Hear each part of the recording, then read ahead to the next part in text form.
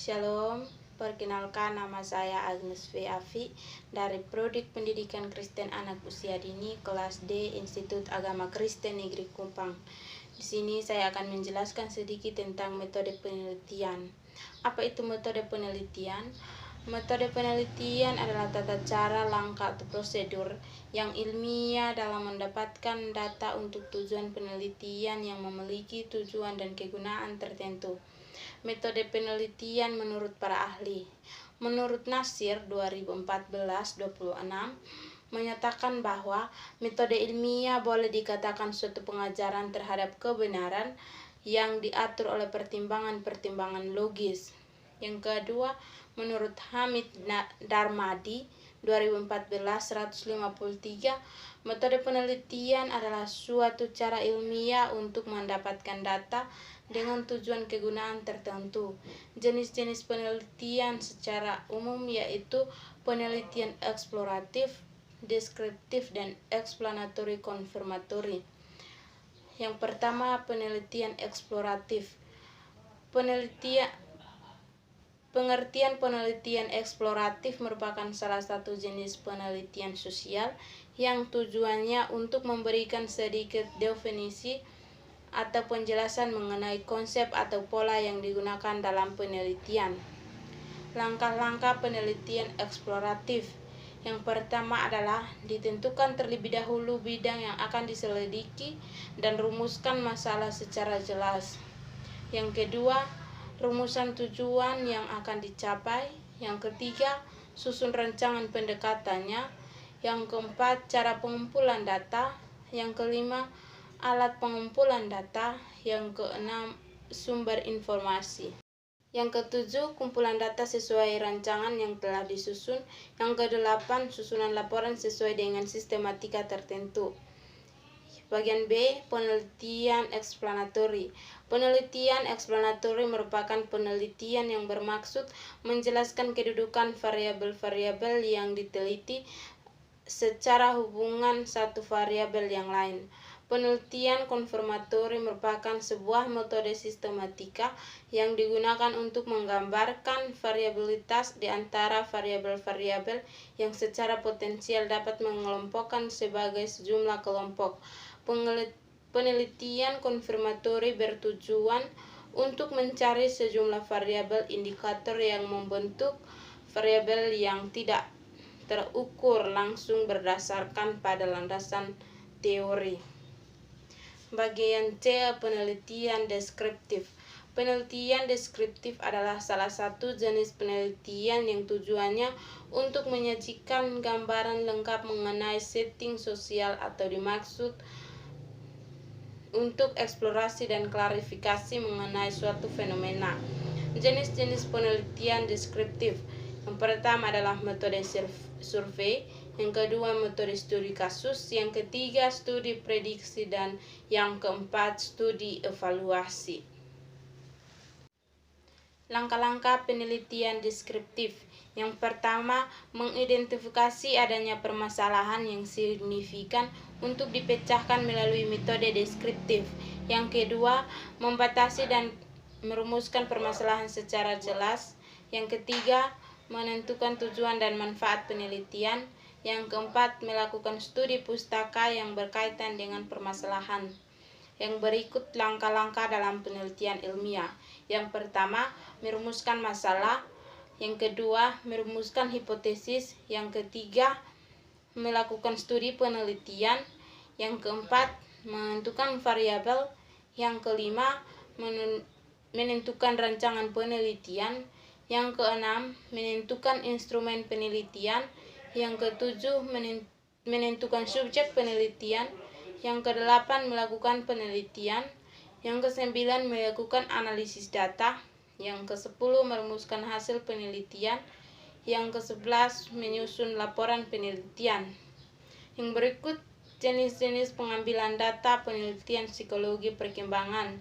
Yang pertama adalah observasi, kedua tes psikologi, yang ketiga pemberian angket, yang keempat catatan dokumentasi, yang kelima catatan anekdot, dan yang keenam adalah wawancara. Pengertian observasi. Observasi merupakan instrumen dengan cara mengumpulkan data dan mengamati secara langsung di lapangan. Mengamati tidak hanya melihat, melainkan merekam, menghitung, dan mencatat kejadian-kejadian yang ada. Yang berikut kelemahan dan kelebihan observasi. Kelebihan observasi. Yang pertama, dengan observasi, data yang langsung mengenai perilaku yang khusus dapat dicatat tanpa berpedoman pada ingatan seseorang. Yang kedua, data yang diperoleh dari subjek baik melalui komunikasi verbal maupun nonverbal. Yang berikut kelemahan observasi. Kelemahan observasi itu diperlukan waktu yang lama untuk memperoleh hasil observasi langsung terhadap suatu kejadian. Yang berikut tes psikologi. Pengertian tes psikologi merupakan penilaian yang dilakukan oleh profesional yang ahli, biasanya psikolog, untuk mengevaluasi emosi, kecerdasan, dan atau fungsi perilaku seseorang atau mengenali karakter seseorang. Contohnya, serangkaian tes dilakukan untuk mengatur IQ manusia. Prinsip tes psikologi. Yang pertama, standarisasi alat ukur psikologi, objektivitas dan penilaian, adanya norma pengujian. Yang ketiga, pemberian angket. Pengertian pemberian angket merupakan teknik pengumpulan data dengan cara mengajukan pertanyaan tertulis untuk dijawab secara tertulis oleh responden. Yang berikut catatan dokumentasi. Pengertian catatan dokumentasi merupakan catatan autentik yang dapat dibuktikan dan dijadikan bukti secara hukum di mana dokumentasi tersebut berisi data lengkap dan nyata. Yang kelima, catatan anekdot. Catatan anekdot merupakan catatan naratif singkat yang menjelaskan perilaku anak yang penting bagi guru terkait tumbuh kembang anak. Yang keenam, wawancara. Wawancara merupakan percakapan antara dua orang atau lebih dan berlangsung antara narasumber dan pewawancara.